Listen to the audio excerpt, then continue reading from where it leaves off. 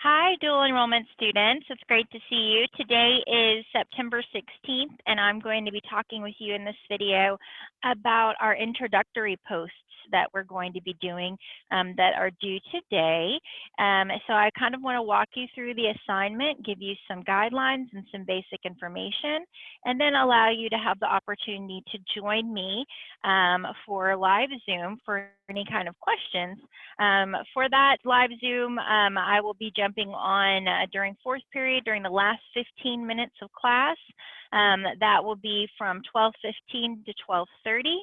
And then for sixth period, the last 15 minutes of class, which is from 1:44 to 1:59. So if you have questions or if you want to just touch base, anything that you want to run by, that will be a great time for that. All right, so I have going to be posted. It's not live yet because I'm waiting to have this video part of it, but I'm going to show you where this is going to be. Hold on just a second. I'm going to share my screen with you.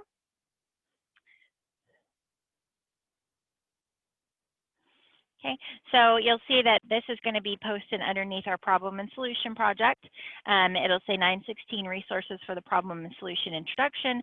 And then I have an introduction post overview, and then an example introduction post, and then this video will be there as well as the links for the live Zoom. I wanted to kind of just go over with you what are some expectations for the introductory post. So I have done my own blog. I have decided to change my topic, which you might realize that this is something that happens with you. I originally was really wanting to work with discussing my life with fibromyalgia. That's something an ailment that I have, and I continually am doing kind of self-research on. But I decided that after just really thinking about something that was close to my heart and something that was really close to me and what I was going through right now, that I really wanted to focus on body image. So I've decided to change my topic. If that happens to you, you don't have to redo the preliminary work that you already did, but you will need to identify that in your introductory post. Because sometimes with research, we find after we do a little research that maybe it's not the right topic for us. And that's exactly what happened to me, and it can happen to you. So again, if that's what happened, this is the time that if you're going to change, this is when you change, if that makes sense. Okay, so our assignment guidelines, this is posted, this is linked for you to see. I'm going to ask you to either do a vlog, which is a video blog, or a detailed biographical post that tells your audience a little bit of who you are and about your life, a photo of you, or if you prefer, an emoji image that represents you and who you are, how you stumbled upon this issue, why you think the issue matters, and then what you hope to communicate with your audience and why they should care. So in many ways, this assignment is a replacement for what I normally would do, which is a personal introduction essay. A personal introduction essay kind of gives is to quote from this source here that's cited below, it's a piece of creative nonfiction in which the writer reflects on his or her personal experience in a meaningful way. So I'm going to have you follow along with me. We're going to look at this link about writing a great personal essay. And the main thing that we're focusing on is this is where the introduction would be. So how to write an awesome personal essay introduction. So writing about ourselves is really challenging. It's hard. Writing introductions is hard. So when you have the combination between writing about yourself and then also writing an introduction, it can feel really daunting and overwhelming, and it can make you feel icky to write about yourself. I completely understand. I don't like to write about myself. I don't like to talk about myself. So this can kind of feel uncomfortable. But we want to follow some of the standard conventions of regular writing, even though we're posting this into a blog post. So one of those conventions is that we need a hook, right? We need something that's going to grab our reader's attention. Your opening is the first step to engaging your reader. So this we're going to skip through. If you want to read this, I encourage you to do so. But we're going to skip over to how to write a compelling introduction. So rather than kind of telling you, this author has decided to show you and give you some examples of 5 different openings and see why they work. Um, so Augustine Burroughs writes in his memoir, I Just Want to Live Unhappily Ever After, quote, I just want to be happy, unquote. I can't think of another phrase capable of causing more misery and permanent unhappiness, with perhaps the possible exception of, honey, I'm in love with your youngest sister. Okay, so here this author has used the technique of dialogue. So it's an effective hook because whenever people talk, our tendency is that we want to listen, right? Dialogue also works because it is the narrative technique of showing rather than telling. So it brings us in. It works as an effective hook. It also chooses a universal theme, which is happiness. But then he challenges that common sentiment of the fact that we all want to be happy. So it's clear from reading this that our author is going to take a unique or unusual take on the topic. And then he uses humor, which elicits an emotional response. So in that very beginning, that kind of grabs you in. It lets you know, it lets you see why this works, right? David Sedaris from Euthanasia. David writes in his opening, in the early 60s, during what my mother referred to as the, quote, tail end of the last years, unquote, my parents were given 2 collies they named Rastus and Duchess. We were living in upstate New York, out in the country, and the dogs were free to race through the forest. They napped in the meadows and stood knee-deep in frigid streams, co-stars in their own private dog food commercial. According to our father, anyone could tell that the 2 of them were in love. So why does this work? One is it gives you great imagery. It helps you see what you're talking about. Kind of that napped in the meadows and the knee deep in the frigid streams. We can really be drawn into that. He's tackling a universal love. People universally love dogs. However, we're instantly wondering what exactly is he going to tell us about the dogs? And that curiosity drives us forward. He uses elements that work in telling a story. For example, he presents a clear time and place, just like you would do in a piece of fiction. And then he introduces us to the dogs as if they're characters in their own right, quote, co-stars in their own private dog food commercial, unquote. And that kind of works for us because setting and characters are engaging elements in a story. Let's take a look at Reggie Ugwa's Learning to Mourn in My Father's Country. He writes in his opening, I remember feeling grateful that we never said Merry Christmas. We didn't say it on Christmas morning when we awoke in Virginia during a layover at the world's most desolate Hampton Inns and Suites, and took long showers and poured too much batter into the waffle machine. Or at Washington Dulles International Airport, 1,400 miles from our cul-de-sac in Houston, where at 8 a.m., bright, deserted corridors seemed to me pleasantly indifferent to the calendar. Near midnight on Christmas Eve, we had wished for a shuttle in lieu of a sleigh, making our plea with a dead-eyed driver who we'd been told could take us to the Hampton Inn. His broad white vessel didn't have a ramp for Dad's electric wheelchair, the one that chirped like a repair droid, meep merp, whenever you turned it on, and was too far above ground for us to maneuver him out of it and into a seat. The driver suggested that my sister Adelaide and I ride the shuttle with our bags while Mom and Dad follow in a taxi. But Mom threw me a look that even I understood meant, I don't want to be alone.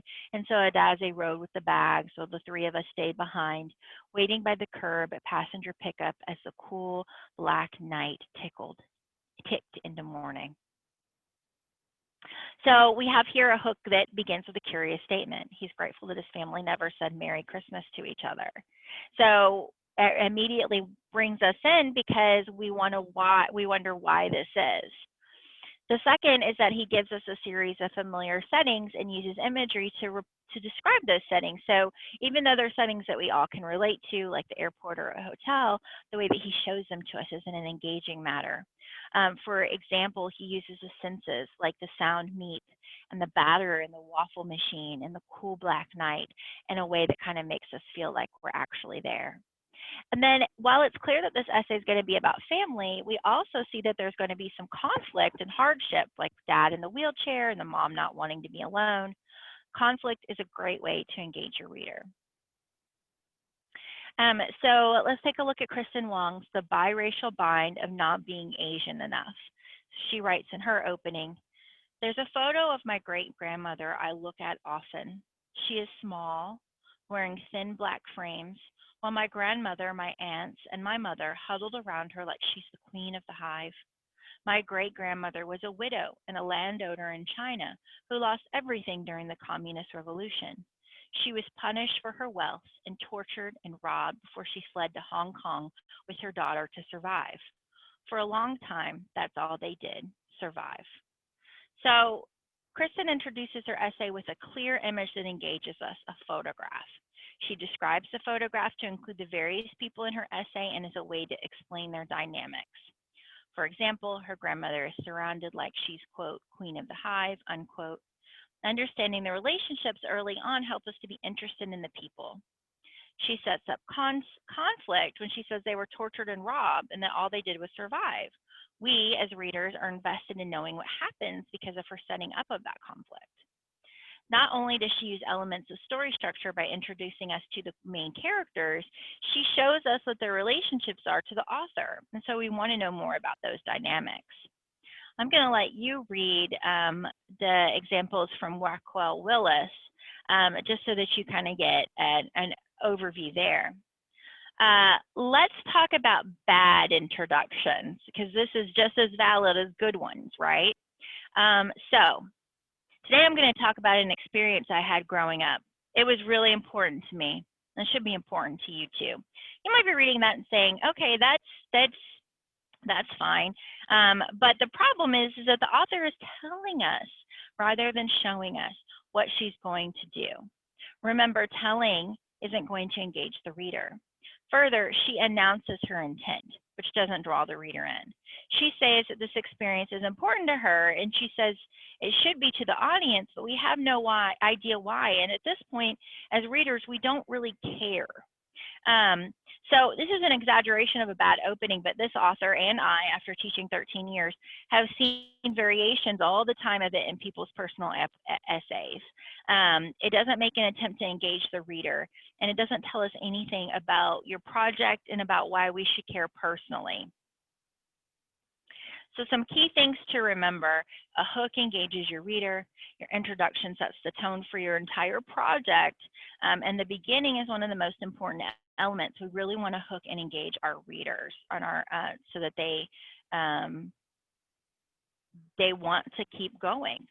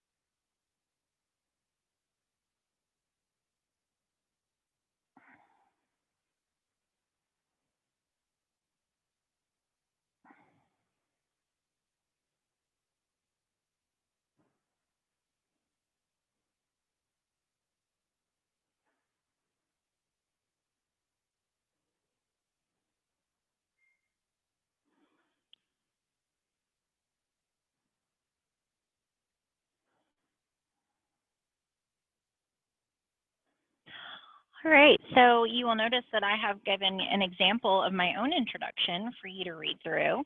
And I have decided the hook of a quote. So this is a completely acceptable hook. It doesn't do the same as showing and not telling, because it does do a little bit of telling, but I picked a slightly obscure quote. So I picked one from my favorite author, who is Edith Wharton, and I will read that to you. So, quote, "I believe I know the only cure, which is to make one center of life inside of oneself, not selfishly or excludingly, but with a kind of unassailable serenity, to decorate one's inner house so richly that one is content there, glad to welcome anyone who wants to come and stay, but happy all the same when one is inevitably alone." This quote resonates with me in the season of my life where I aspire to decorate my inner house so that I may find solace, comfort, and sanity in the walls of my own mind. One way I am attempting to do that is exploring body image and identity, and how both of those impact my understanding of the world and myself. So I've kind of set up here why I've picked this quote. It's a little bit obscure as to what my topic is, but then I tie in that this is why I've chosen it, right? And so then I give you some context, I give you some background in my next paragraph. So from a very young age, I've struggled with my weight. I say struggle because one of my first memories is being told by my grandmother that maybe I didn't want that little Debbie snack cake. After all, I was looking a little, quote, chunky. I was 5. 5-year-olds are allowed to be chunky, and I didn't understand why my grandmother felt like that meant I couldn't have the Star Crunch. Enter a lifetime of negative feelings that surrounded my body and food. So now I've given you a little bit of background, right? I've given you a hook to kind of encourage you to think about why do I feel that way, right? Where does this come from? I continue on. I can't tell you how many diets, lifestyle changes, fads, and fitness programs I've been on in the course of my time on this planet. I went on my first diet when I was 10, not because my doctor was concerned for my health, but because my mother looked me dead in the eyes and said, "You're getting fat." Looking back, I wasn't fat. I wasn't even overweight. But by the beauty standards my mother and her mother and her mother before her held, I was not the ideal. Big boned, tall, and curvy, I was destined for a life of self depreciation, self hatred, and self loathing that came from the picture of the woman I saw staring back at me in the mirror. Okay, so I've given you a little bit more of my feelings. Why is this important to me? Okay, so you'll notice that in the assignment, I ask you to tell me, why is this important to you? I'm not asking you to spell that out. This is important to me because I'm asking you to show me, right, as opposed to telling me.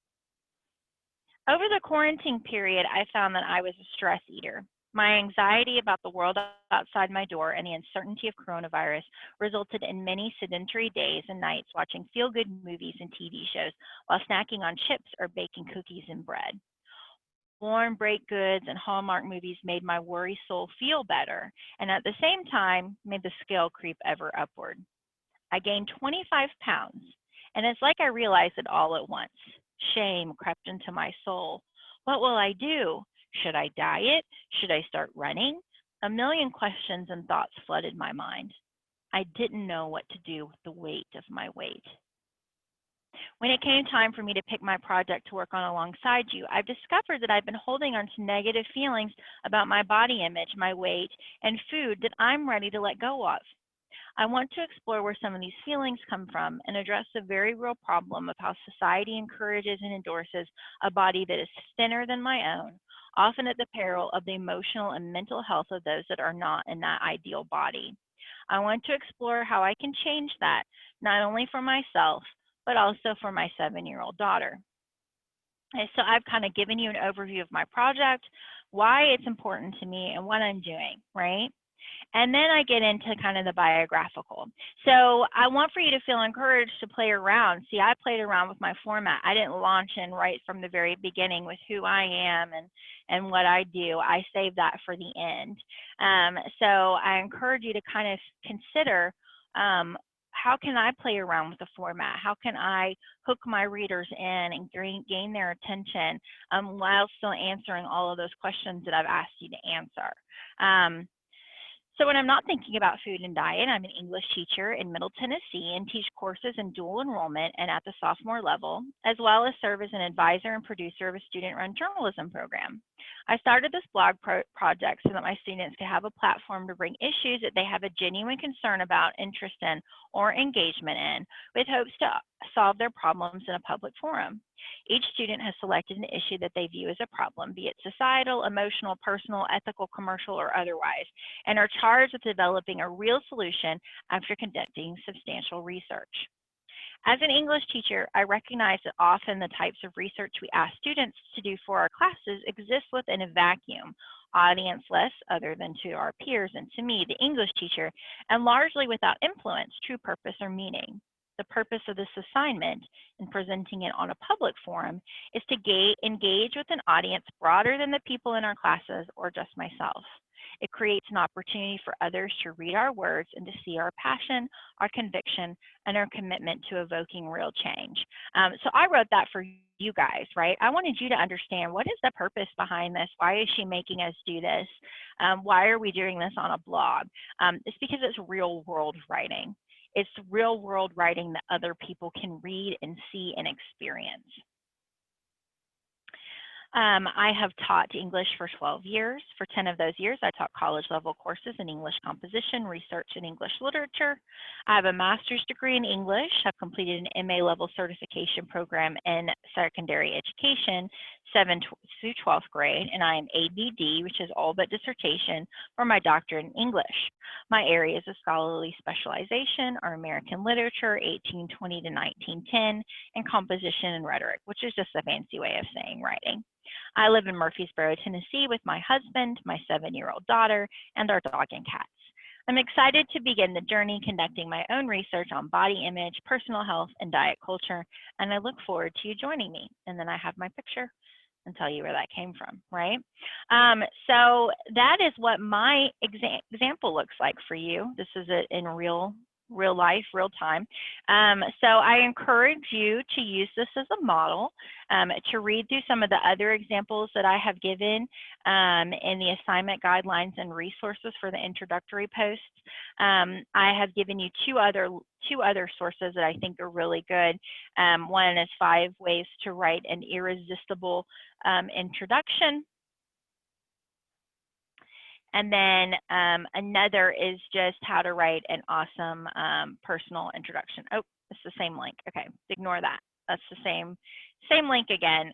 This one, 11 principles for writing the perfect blog introduction.